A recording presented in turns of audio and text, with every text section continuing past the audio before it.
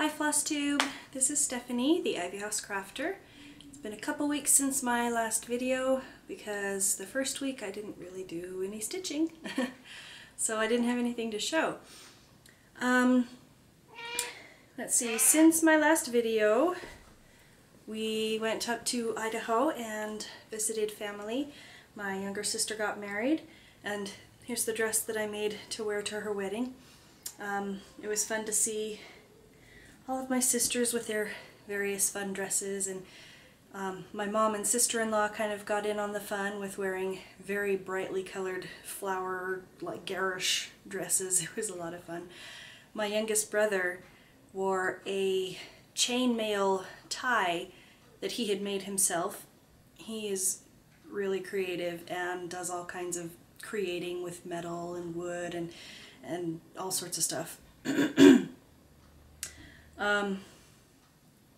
But yeah, it was really nice to visit family. We were there for about 4 days and just had a really nice time. And I followed the rule, ABC, always bring cross stitch. And I was a very good floss tuber and brought 3 or 4 projects on which to work, and they were all very simple things that I could have just, filled in. And they stayed in my suitcase the entire time, so I did no cross-stitching while I was in Idaho. Excuse me, I'm recovering from a cold, so I might have to kind of do a little coughing every once in a while. I've also been reading a lot of Jane Austen, so if my sentence structure starts to get a little flowery and Jane Austen-y, that's why. I read Persuasion, and I'm halfway through Emma now, and I've been watching the BBC versions of various Jane Austen movies just for fun, because sometimes I go through Jane Austen phases. Anyway, I'm not gonna bother with like, okay, this day I worked on this and this day I worked on this. I'll just show the projects that I worked on. One that I worked on this week was Forever Endeavor. This is number 1 of the Songbirds Garden series, and it is by Cottage Garden Samplings. Yes, sometimes I can't remember if it's samplings or samplers. Anyway. I'm trying to remember what all I had done last time. I think I had filled in, no, I had outlined the male cardinal, and so this time I filled him in. He is completely done, so both cardinals are done, and all that's left is to fill in the stuff they're standing on, and the little bud between them and everything. So very close to being done on this. I love the way that both birds have turned out, and my cat is really irritated because this corner is tickling her in the ear and she keeps flicking her ear. Anyway, doesn't want to fold the way it was folded. Okay, so that is Forever and Ever, Cottage Garden Samplings. This is 36 count Tyco Edinburgh linen. I don't know the brands of any of these linens and fabrics and anything. Alright. I was still in an excuse me, animal mood, and the other colors that I needed for Tired Trio by Plum Street Samplers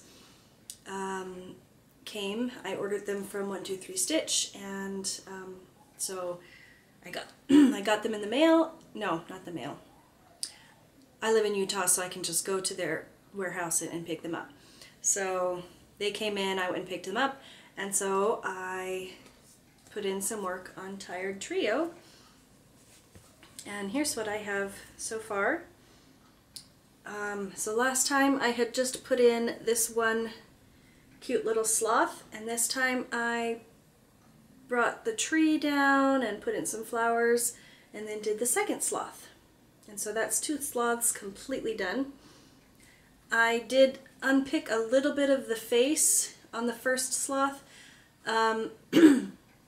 The faces on all the sloths are designed to be part 2/2 or 1/2. Anyway, part of it is supposed to be stitched over 2 and part of it is supposed to be stitched over 1. And just for the sake of of making it look a little bit smoother throughout the face, I just changed the entire face to be 1/1. And I did that on both sloths. And I think it just turned out super cute, and I'm excited to put in sloth number 3 up here. Anyway, this is being stitched on 28 count Monaco, and this is a piece that I hand dyed using natural dyes such as, oh, what all was it? Blueberries and onion skins and I think cinnamon and turmeric. There might be more, I don't remember. It was several videos back. So that is Tired Trio.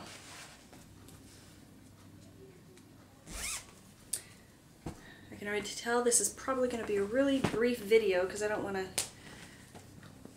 do too much in like life updates and everything. It's not really a whole lot going on. We're just doing homeschool and that's it. And I'm already halfway through the projects that I've worked on. So anyway, another Plum Street sampler. This is American Sampler. And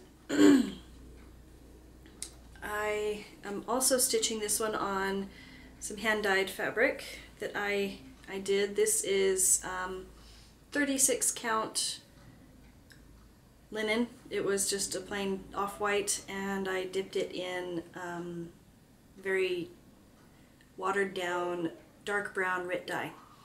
Anyway, so with this one, I put in, it's just so hard to hold this thing up. See these flowers here? I outlined all of them and I filled in 2.5 of them, and I'm going to save the filling in for times when I need, you know, something really easy to just fill in. And that's down here too. So I outlined and I did work on the flowers and outlined the chimney, and then outlined the brickwork down here in the lower left part of the house. So just getting it to where it will be easy to just fill in. I've got the Stitch West retreat coming up next month, and so I plan on bringing projects that will be easy to stitch on without really having to think too hard and make too many mistakes. Okay, the last project, like I mentioned, I've been on a Jane Austen kick, and I thought that it would be fun to pull out my my Works of Jane Austen Sal piece. This is by Leanne Copans. I think her store brand name, whatever, is Urban Ennui. I could be wrong.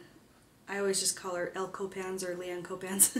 Anyway, I really need to get in and print out the full thing cover page so that I can show more than just the border and the title. But anyway, I pulled that out yesterday and I finished the Sense and Sensibility block. So I put the roof on Barton Cottage and added the smoke. I added more smoke than just the tiny little trail that was there. I put in the clouds and added some rain, and then the curls, the locks of Marianne's hair, and the scissors that Willoughby uses to cut them off, and the ring with Lucy Steele's hair that she gave to Edward Ferrars. And the block is complete. I really like how it turned out. And the next time I work on this, which very well might be today or sometime this week, I don't know, I really was having fun with this, I'll be working some more on the border so that I can move on to, I think Pride and Prejudice is next after this, which is one of my absolute favorites. Anyway, oh, and this is 28 count, it's right here, Water Lily Jobelin. There we go. A nice big piece of fabric, because it's going to be a nice big sampler.